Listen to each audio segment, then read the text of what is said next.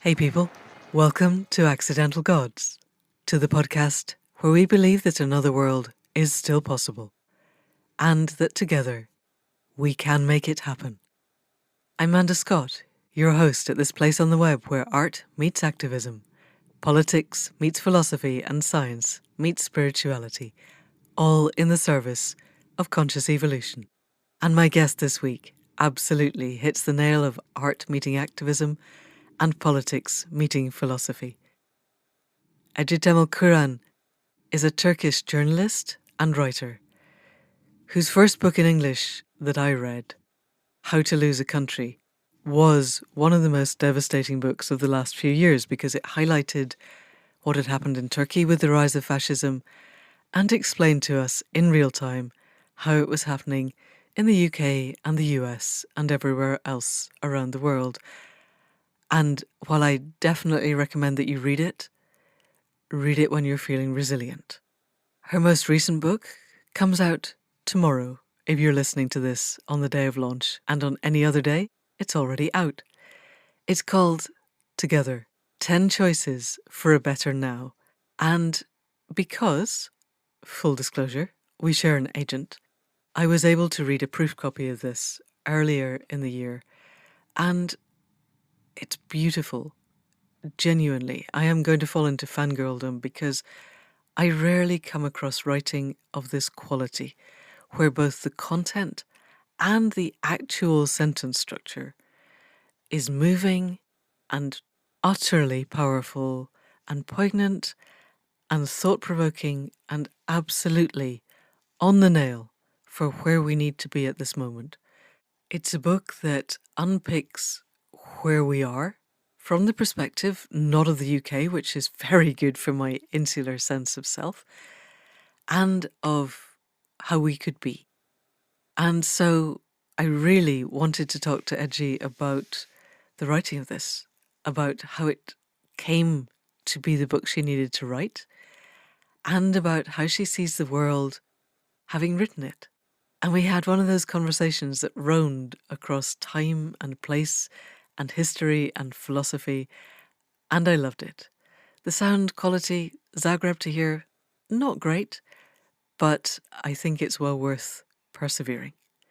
So, people of the podcast, please welcome Ece Temelkuran.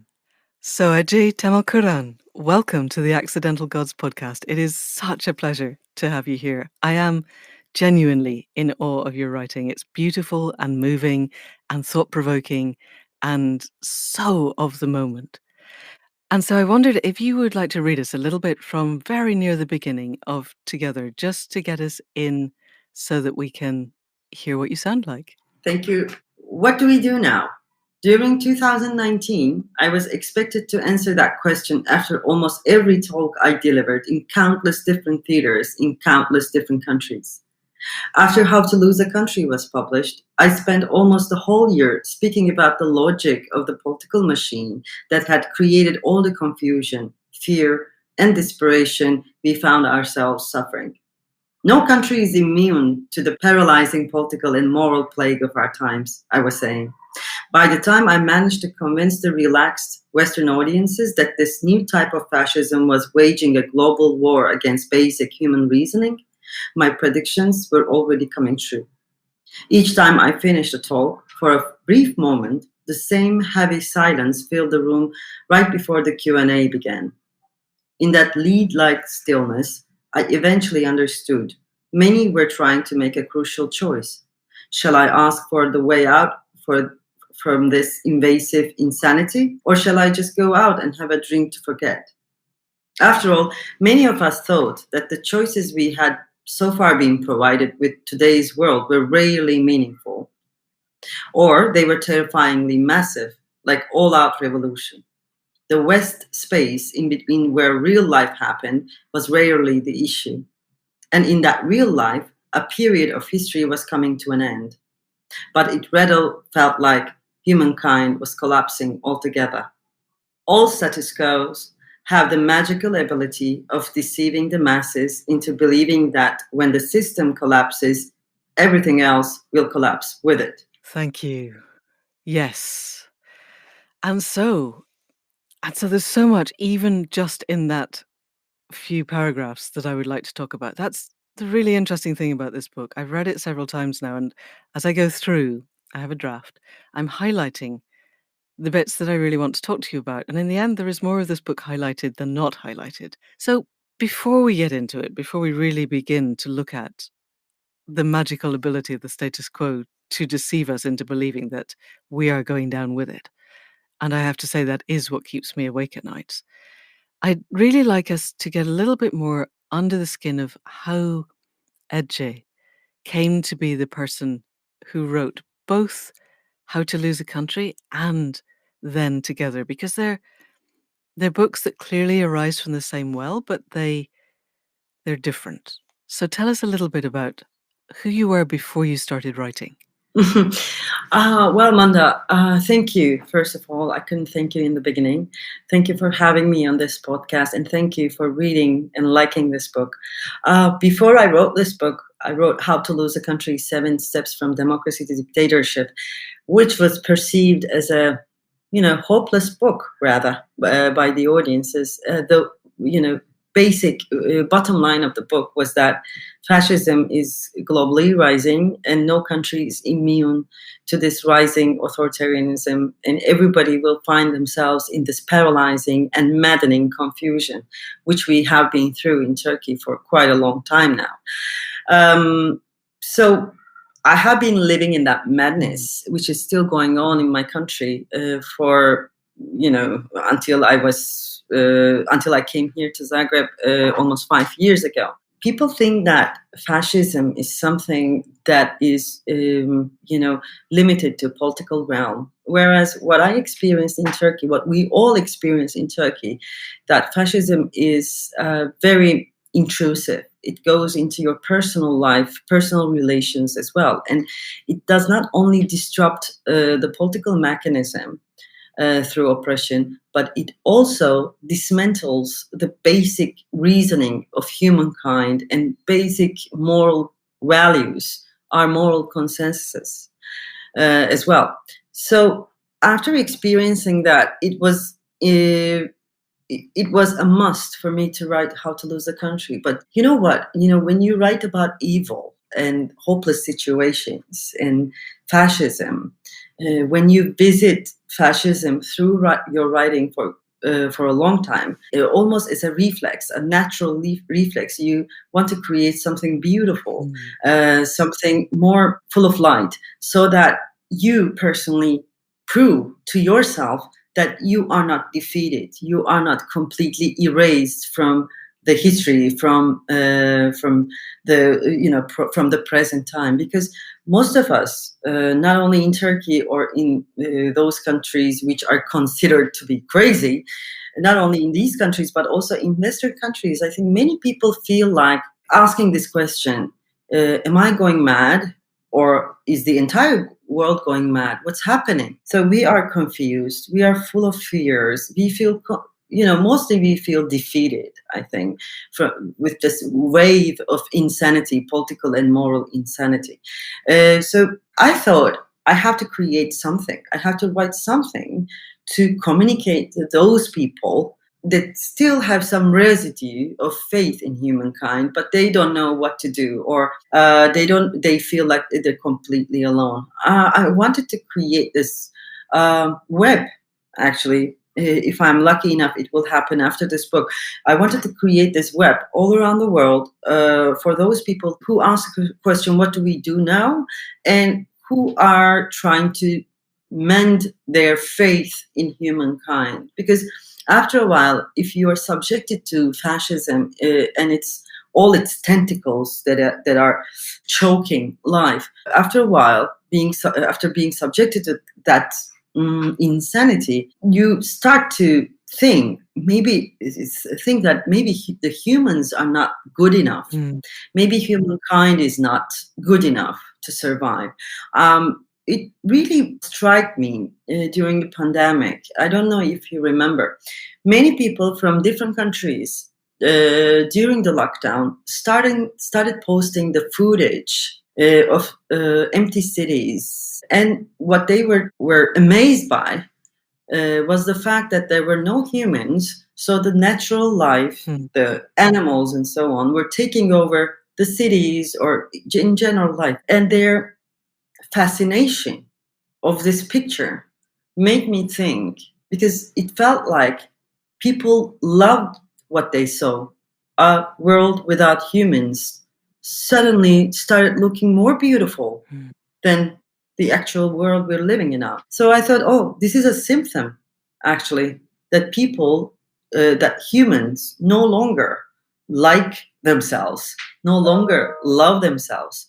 And speaking of love or speaking of faith in humankind, sound too naive, so naive that we cannot help but respond to this love and faith, to these words, without sarcasm.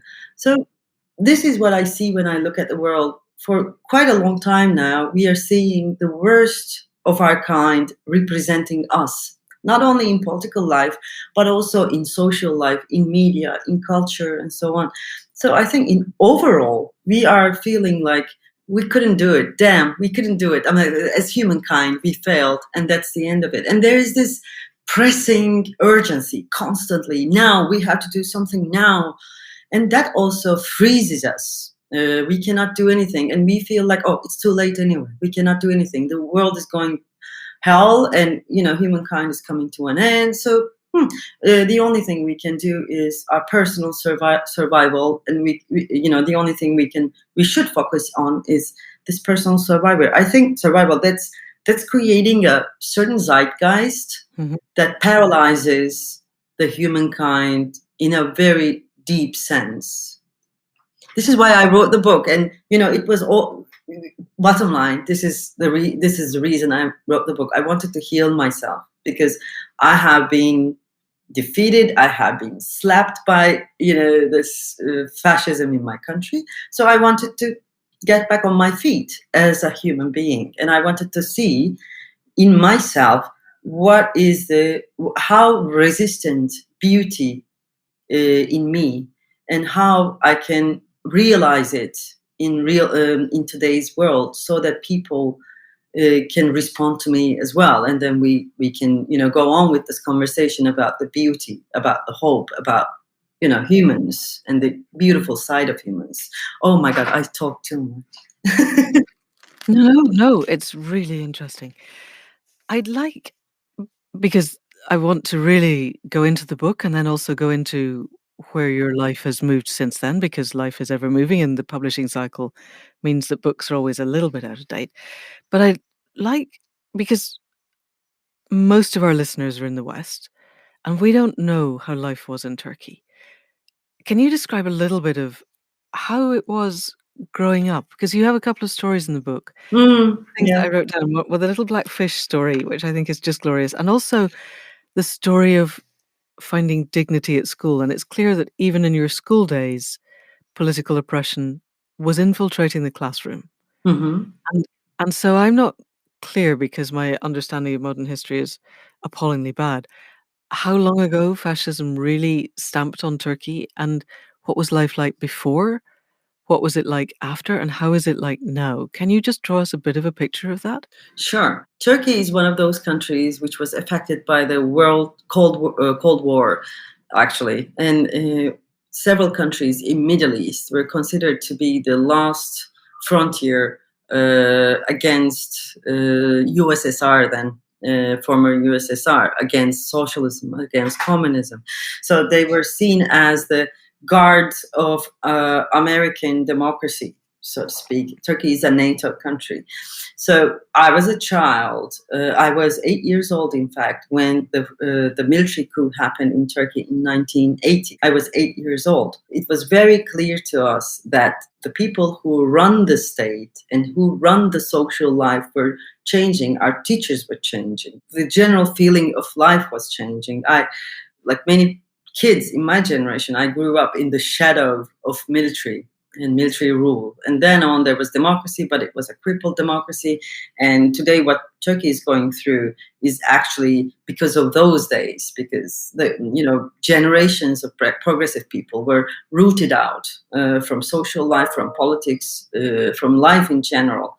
They either were exiled or tortured or killed or imprisoned for quite a long time. So it was as if in my country, several springs were cut out. So at last, the spring did not want to come to the country anymore. I mean, in political terms.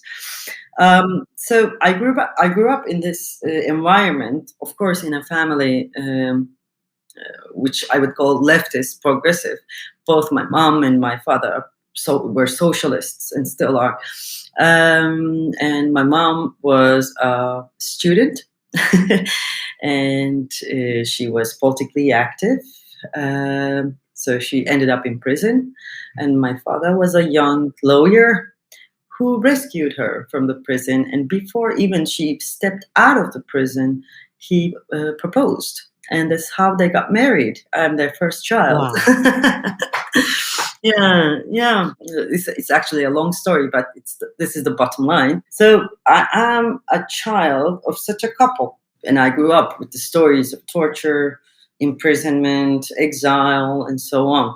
And it was very hard for my mother to protect me from the evil side of the story, whereas I was mostly told about why we're doing this. And the human values that we are trying to protect through politics and so on. And this, the first book I was read by my mother was The Little Black Fish, written by an Iranian revolutionary who was killed by Shah before the Islamic Revolution. So the Black Fish, that's kind of sealed my destiny. I think that I do believe that the first books have a special magic on people, like they put a spell on people. Actually, they kind of determine where your life will go. So my book was The Little Black Fish, and the story goes, the little black fish leaves her family, and then she goes to the big sea, and then she goes through several adventures, and she survives through, by organizing the little fish, the other little fish, and so on. And then she comes back to tell the stories, and everybody loves her, and so on. And I learned almost 25 years after I was read the book that the ending of the story was not like that, because my mother changed I thought, okay, I'm the little black fish. I'm going to go around and go through adventures, and then I'll come back home and tell the stories, and everybody will listen. No, the actual ending of the book is that little black fish is lost. Nobody hears from her anymore. But then I think my mother sealed my destiny by putting a, happy ending to that story, which is a good thing. I think she wanted to make me believe that things will get better, and love is possible, and happiness is possible, and dignity is possible, and so on and so forth. I am not sure if I would change the ending of a story when I was telling a child, until it happened to me. I as well, years later, told the same story to a kid, to Valentino, to son of a friend of mine. I am her secular godmother. That's another story in the book. I changed the ending. I changed the ending because we have to grow. We have to care for the coming generation. We do not have the luxury to make them hopeless. We do not have the luxury of not giving them hope about future. And it's people like us, I think, Manda, carries out the human history towards somewhere, because many people, the majority of the people, would tell you that the humans are rotten, or humans in its essence, humans in their essence is not good, and so on. But it is a moral and political stance to believe in humans, to believe the goodness in humans.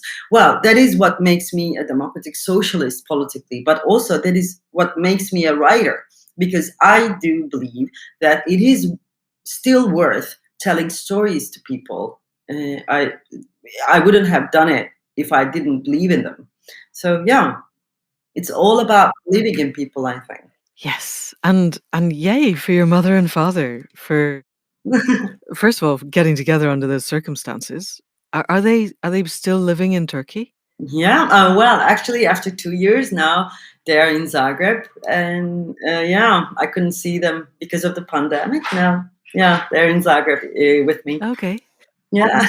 Because I'm trying to imagine. You say at one point in the book, fascism destroyed my life. And I really wanted to explore that, but I think you've basically, it took your childhood. You do describe very movingly a moment with a teacher, which we'll leave people to read that when they buy the book. And that sense of fascism infiltrating the totality of a society until it has, if I understood you correctly, crushed political dissent. And yet you are here. Your parents only very recently left. And in our explorations of hope and finding agency, if we were not on the edge of climate change and ecological breakdown and, the total extinction of humanity, let's put them aside for a little moment and assume that the wheel of history was turning in its normal fashion. Do you think that fascism can survive for a long period? If all else in terms of climate change was equal, do you think Turkey would still be a fascist country 100 years from now? No, I don't think so, because evil is not sustainable. Hmm. Evil requires a lot of energy. If if you believe in humankind and the goodness in its essence, Yeah. you know, therefore, accordingly, you have to believe that evil is unsustainable, that is unnatural, and it requires a lot of energy. By the way, really, I mean, Mm. like the evil. Okay, let's not talk about Turkey, but Brexit. Okay. Do you think because Brexit is a good polarizing, Oh, yes. topic in Britain, or Trump as well, or any other phenomenon like that in any country? It requires a lot of anger. Mhm. It requires a lot of energy to sustain that anger. But it cannot last long, because we, the humans, we need normality. We need some sort of peace. So I do, just because I think that evil is not sustainable, I do think that fascism cannot last long. But we have to, I think about this. When we say fascism, without even noticing, many of us picture Nazi Germany, Hitler, the mustache of Hitler, and the uniforms and so on. No, fascism is an ideology and also a moral attitude that believes that humans, in their essence, are evil. So they have to be contained. The freedom will have horrible consequences because the humans are evil. So the freedoms should be limited and so on. So this cannot last long, because I do believe that humans, whatever happens, still know that they are good. They can be good. So yeah, fascism is a moral failure as well. No, it cannot last long, but the damage it causes, that can last long, and that is what Turkey is suffering from today, actually. Okay. But taking a stance against fascism is a moral conviction. It's not even a political, it's deeper than that. It's not only a political response, but a moral conviction, because you have to believe that you are evil in order to support fascism, you see? Do you think? Am I clear? Yes, but Yeah. I'm not sure. So this isn't the rabbit hole I had intended to go down, but I think it's really interesting. So if we look at Brexit, if we look at the Trump phenomenon in the States, and I have kind of members of our extended family who are definitely on the other side of this divide, and they don't think that they are evil at all. They think that they are the only good people in the world, and that everyone to the left of them is desperately trying to destroy all that's good and natural and balanced and pleasant, and that we just don't understand. If they're being nice to us and deciding that we're not actually evil, it's because we're deluded, but everybody else that we would support is evil. And I'm watching the manufacturing of moral outrage, and I think it's one of those interesting things, because you're right, it does take energy, but it's in neurophysiological terms, that righteous anger is one of the single most addictive emotional states there is. It's pretty much up there with snorting cocaine as in terms of its addictiveness. And I'm watching the phenomenon of our age where you get to make your own reality, or somebody gets to make a reality that you choose. There's a bunch of pattern matching happening. There was a very interesting article on Medium about a month ago by someone who was a game designer, pointing out that the QAnon uprising in the States, the extent to which they were using the mechanics that game designers have been using for a long time. This is probably not where either of us intended to go, but let's go here. We can always cut it out if we don't like it. So this person, and I don't know their gender, let's assume it's a woman, just for amusement's sake, designs games that are apparently very popular, that are partly on computer and partly in real life. So the computer gives you clues and you go to places in real life. And what you do there is you make sense of the clues you have been given. And the author described a situation where she'd created some clues that took the game players to a basement. And in the basement, she'd left some clues. But what they found was some bits of wood on the floor, which, if they put them together, made an arrow that pointed to the wall. And there was nothing on the wall, but there was a sledgehammer in the corner of the basement. And she had to run in and stop them at the point where they were taking the sledgehammer to the wall of somebody's perfectly harmless basement, because they had made the patterns match something, and there was definitely going to be a clue in this wall. And they hadn't stopped to think that it wasn't a basement owned by anybody they knew, and is it likely that we would require you to smash down a wall as part of a game? They were so excited by having matched the patterns. And the author then went on to say that what she's watching with the Q phenomenon is the kind of psychological manipulation that makes Facebook and Google and all of the PhDs trying to manipulate people behind the screen look like children, because what Q has done is give people a range of conclusions and then crowdsourced the conspiracies that get the most traction, and then left people to match the patterns themselves in the way that these people had found random bits of wood on the floor and they made an arrow.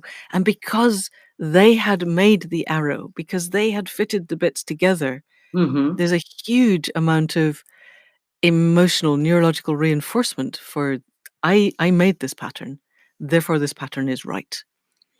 And that this is what Q is doing. It's crowdsourcing conspiracy theories, allowing people to fit random stuff into patterns that then reinforce their belief that it must be right. And there is nothing, they now believe that Biden was actually killed on the 6th of January, and that the I didn't person know that one. there, the person who's there now is a body double. And the proof is that once in a while he's wearing an earpiece. And that's the signal to let them know that actually the guy in the White House is on their side and is doing what Q wants him to do. And there's no rational argument for this. And it's extremely addictive, and it's breaking apart families, exactly as you were describing. You describe in the book how certain families just could not survive. The woman who could not stay with her husband any longer because he hadn't gone down to the square.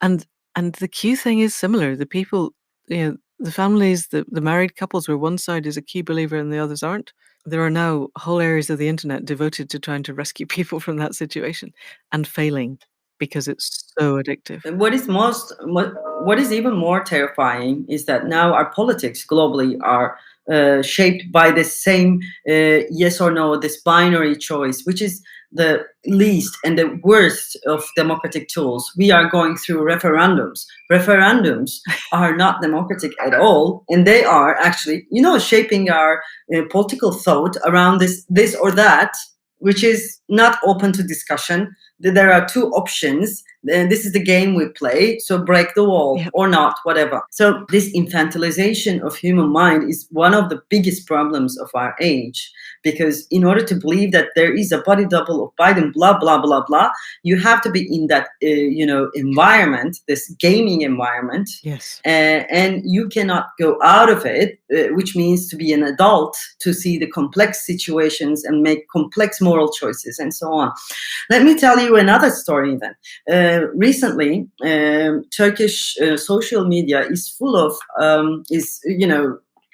going crazy about this moral discussion. There are writers and musicians who are doing music or doing collaborations, cultural collaborations with the government. And everybody on social media have been discussing about that. And it's a complex moral issue. If you really make it basic, like very simple, the question, what are we supposed to do? What is our relation is supposed to be regarding a fascist government? It seems when you ask these questions as simple as this, the answer is easy. Oh, you're not, you're not collaborating with them at all. But then in real life, there are complex situations, and it's not like a game. It is. There's no ball. There's no arrow. It's just you have to find your way, especially when you're suffering, when you are starving, and so on. Yes. It's a matter of dignity. It's a question of human dignity, and so on. But then we are trying to make all these moral discussions in an environment, in a communication sphere where nothing is regulated, and where there is this illusion of equality. The learned and the ignorant are supposed are looking like equals in this communication sphere that we are operating.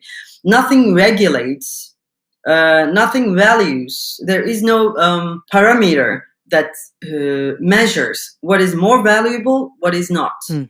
So this is one of the problems that we are facing in today's world. There is Greta Thunberg, who is trying to do some real good to this world, and there are these small people who are attacking her because of her whatever Asperger's syndrome, or whatever syndrome she has, and the ignorance have always been and still are more crowded, and they can make more noise.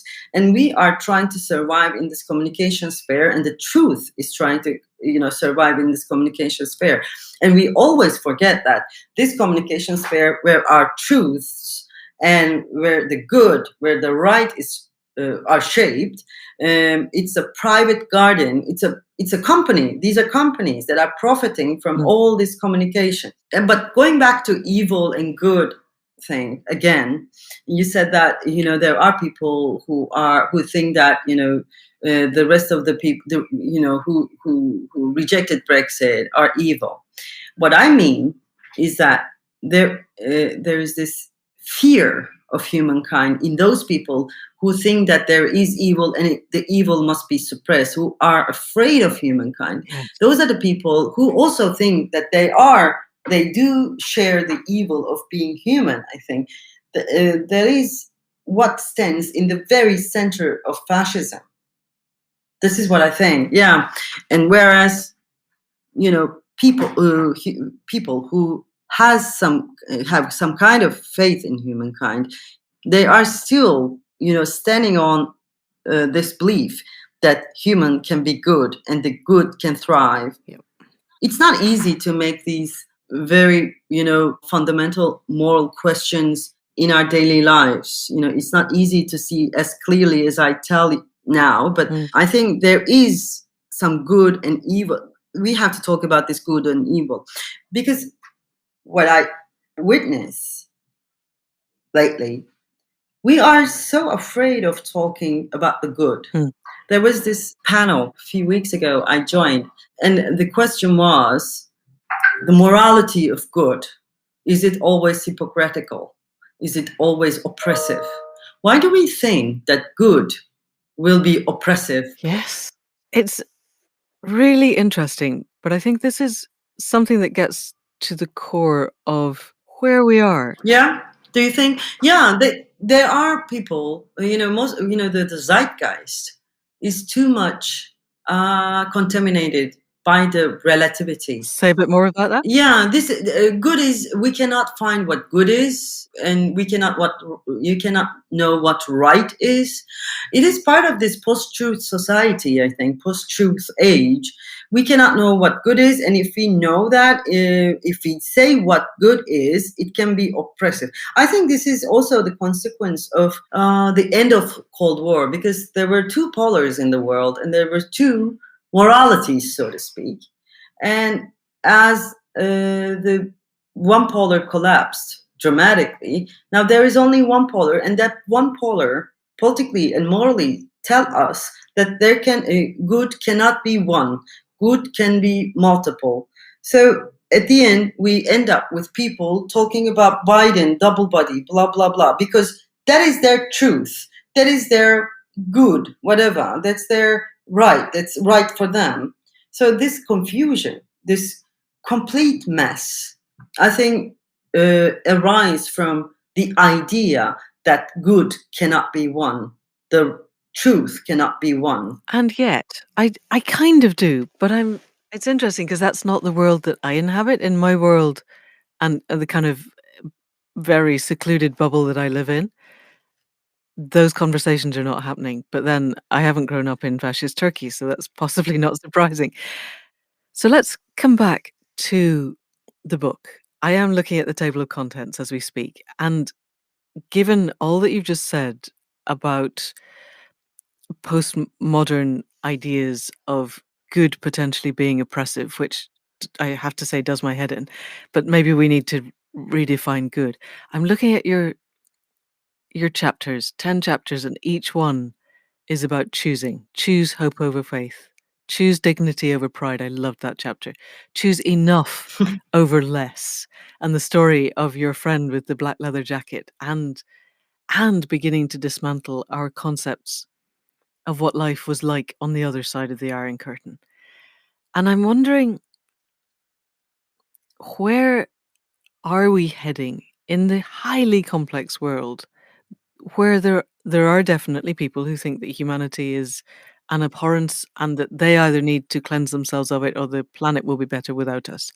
But there are also a lot of people who believe in the creative compassion of humanity, of the capacity to be communitarian, to be connected, to build the web that you spoke about at the start, of people who care, of people who want a world where everybody wakes up and looks forward to the day, everybody human and not human. And that if that is possible, it's got to be not just us, it's got to also be the QAnons and the people driving everything to the political right. We can't create a future that's only good for the progressive left. So you've written the book that you've written, and you have a vision of a web, which really intrigues me, partly because I started Accidental Gods with the vision of a web all around the world. So it's triggering that same vision. If the book does what you want it to do, where will we be and what will the world look like? Great question. Very, very difficult to answer, though. Unfortunately, I'm a realist person. I know that there won't, I do not believe that there will be heaven on this earth. I just want normal level of craziness. Not, I want craziness not to be intrigued and amplified to this degree that we are living right now. Let's say the book is coming out on 13th of May. On 14th of May, starting from that day, I want people from India to talk to people in the United States. This is the beginning of what I imagine. Or from Norway to Africa, to African countries. They say Tanzania, because I know that Tanzania reads How to Lose the Country immensely for some reason. And people from Russia to, let's say, Greece. I want people like us now talking. I want them to talk and tell each other that we can do this. we can survive this. I want to see how many we are. Right. You see? Yes. I want to see how many we are, because I do think that we are the majority. In fact, when I say we, the people who believe in equality, dignity, justice, and goodness in humankind, I think we are majority, but we are not speaking as loud as the others. That is our problem. This world and our understanding of this world have been seized by a minority who are only interested in their individual survival and in their power games. And I do think that people who are not making too much noise, as much noise as the others, are stronger, and they can actually build a world where the good is undisputable. The good in humankind is undisputable. And I know, especially after seeing Greta and how many young people followed her, I know that there is this young generation who hate us for not having done our job properly. And they're going to take over very soon. And most of the things we talk today, we discuss today, are completely meaningless to them.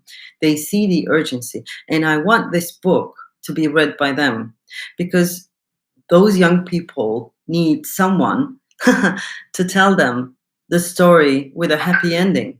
Yes. Like in The Little Black Fish. This is what I want to do for them. And so how are we going to make that happen, Ece? You and me. You and me? I think we have to talk about, when I say this, what I'm about to say was, actually, we have to talk about love and, understanding and compassion more. But I am so afraid of being taken as this rainbow and unicorn person. That's why I actually want people to read How to Lose a Country before reading this book, so that they know that I am... There's no danger, I promise you. Very much, very much political, and, seeing the political reality and so on. But on having written about that, having told all these things, and having been the witness to the worst of political reality, I now say that, okay, this is the word we have to gather around, dignity, because this word is the word that can provide us with that can apply to all of us, even when we are privileged. We have a broken dignity. One. Second, anger. Get rid of this, anger, addiction, because you are missing most of the story when you are angry, because your focus is your anger, and so on. And there are other 10 words, I'm like 8 words now, all in all, 10 words that I want to talk about, and I want people to talk about, because it has been quite a long time that we don't talk about these things. I think you are as old as me, so I can say this. Remember 70s, 80s.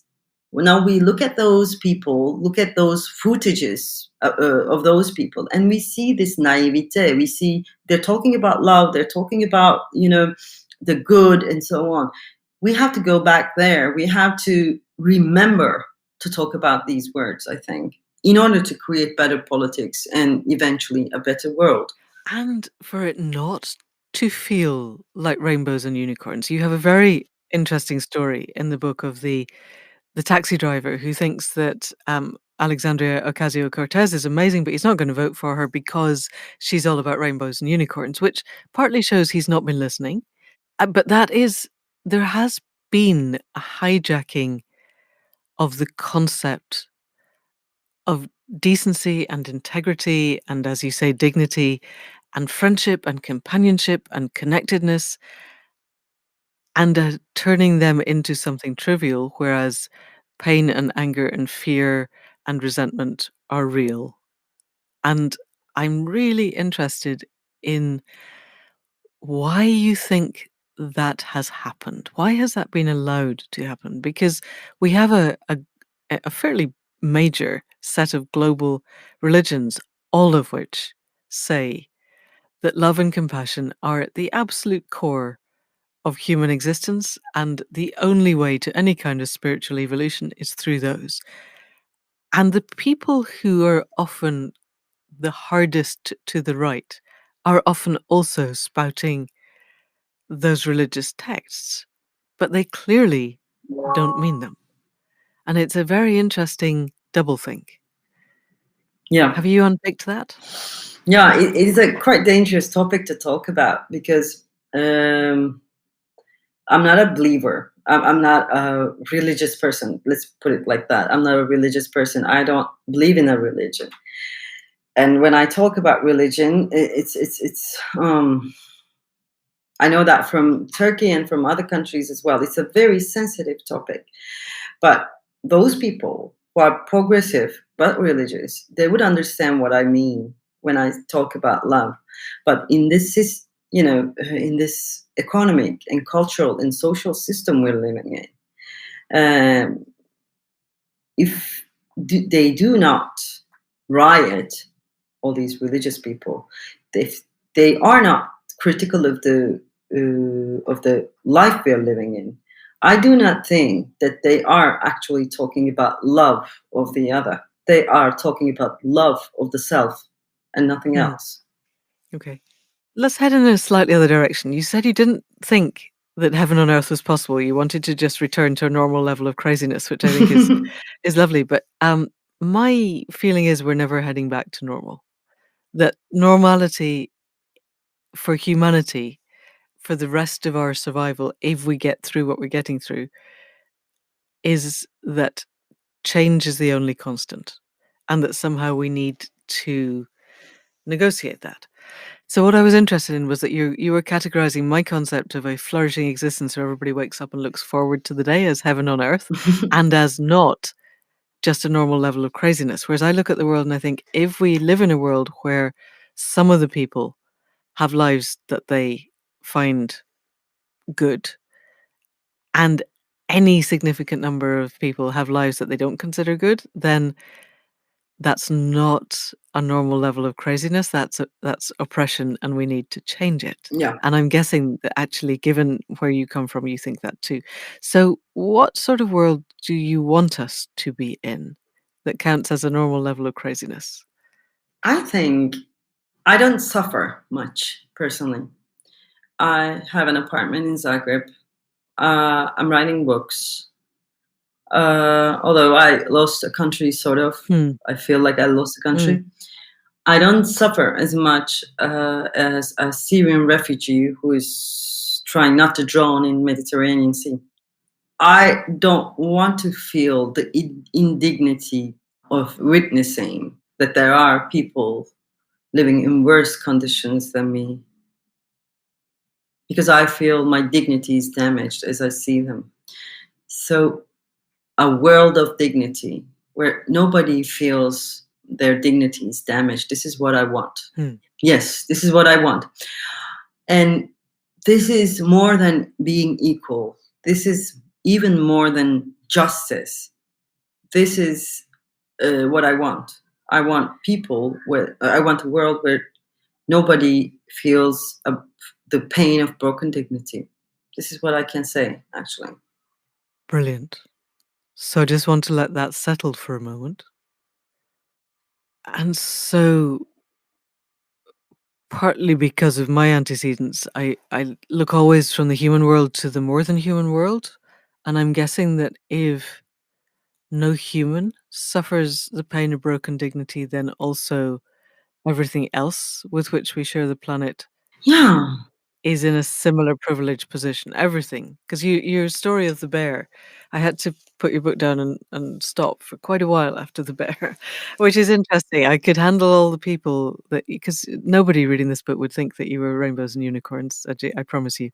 It's the places where it's eye-openingly real.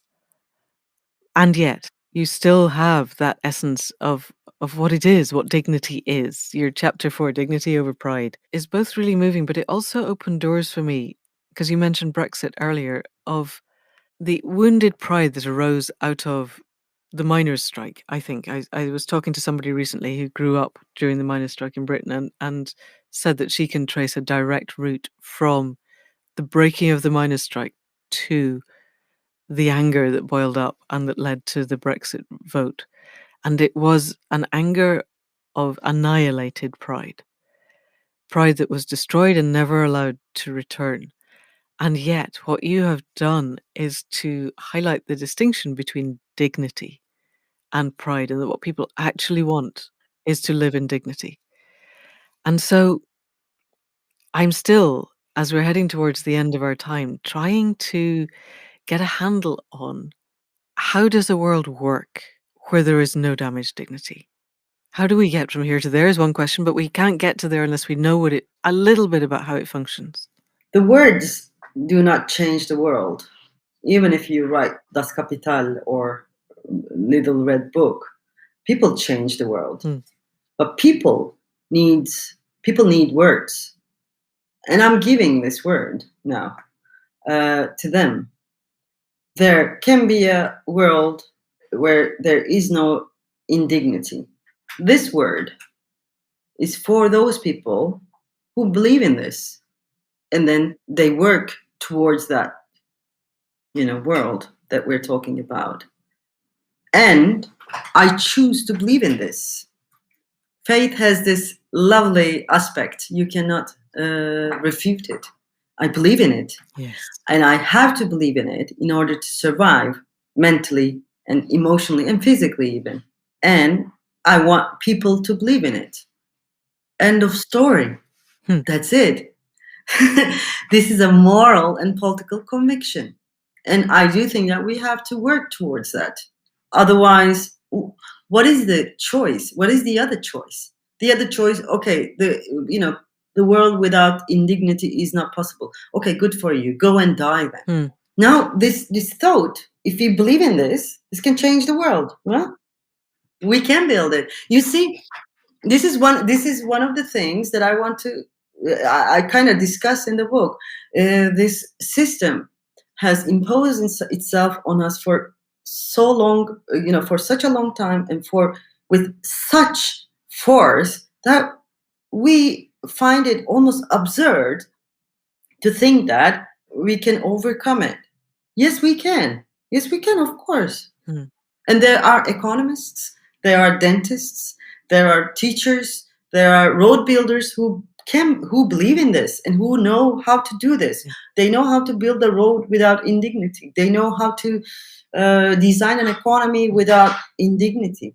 It's just we don't talk enough, and we were not given the tools to realize this world. We couldn't seize those tools yet. And so what you're giving us, I am parsing this as I speak, what you're giving us is the foundational belief that a life lived with dignity is both possible and laudable, and that if enough of us work towards that, we can make it happen. Absolutely. That's pretty good. Actually, that'll do for now. I will work the rest of my life onto how we make it happen, and we can cross that bridge when we get there. So we are heading very nearly towards an hour. Is there any message for people listening, other than be part of a web, talk to people, create dignity? What else would you like to say to people as we close? Maybe this. I didn't write this book to make you feel better, but I wrote this book to make all of us better. I think there's a big difference in between, and I really hope that people get out of this book with the feeling of, why not? Yes, why not? And definitely, because your last chapter is called Choose to Be Together. Exactly. And you're building, step by step through the 10 chapters of the book, you're building an emotional and linguistic and conceptual construct of how humanity could be. And I, as I said at the start, I think it's beautiful. And so they can come with why not, but I think they can come with more of an imperative. Really? I think they can come with that imperative belief. You know what? One more thing. I actually, now I'm thinking, I want this book to be read mostly by young women. Okay. Because they're going to change the world. Yes. And they need some tools to do that, like words and tools and everything. So I hope a few words can be taken from this book for their coming journey and struggle. Brilliant. Well, I will buy copies for both of my wife's daughters, who are both young mothers. I'm not sure how much reading time they have, but they will have copies. Because the great thing about this is you can open it and read a bit and come back later and digest it because the writing is so beautiful. I know I've said that many times, but it is actually true. Oh, thank you. Thank you. And there are ideas that we can take in isolation, digest them and come back and then knit them all together with time. So it's a perfect book for young women, actually, even when they're getting up at 4 in the morning with a child that doesn't sleep yet. Absolutely. It's Yeah. very close to my idea of hell, but there we go. Some people like it. Good. I think that's an extremely good place to end. This has been amazing and wonderful, and thank you so very much. And I hope the book does everything that you want it to do and more. Thank you. Thank you, Manda. This was wonderful. Thank you very much. So that's it for another week. Huge thanks to Ece for the perspicacity of her thinking, for the breadth and the depth, of everything that underlies her ideas. It's always inspiring recording this podcast, but talking to someone with that level of intellectual grasp of the world, that's the best bit. So I really enjoyed today. I hope you did too. We will be back next week with another conversation. And in the meantime, enormous thanks to Caro C for the sound production and for the music at the head and foot. Thank you to Faith for the website and the tech. And thank you to you for listening. If you like what you hear, give us 5 stars in a review so Google knows we're there. Or head over to Patreon and give us some money. That would be nice. And if you know of anybody else who wants to be part of the generative dance of the world, then do send them this link. And in the meantime, that is it for now. See you next week. Thank you and goodbye.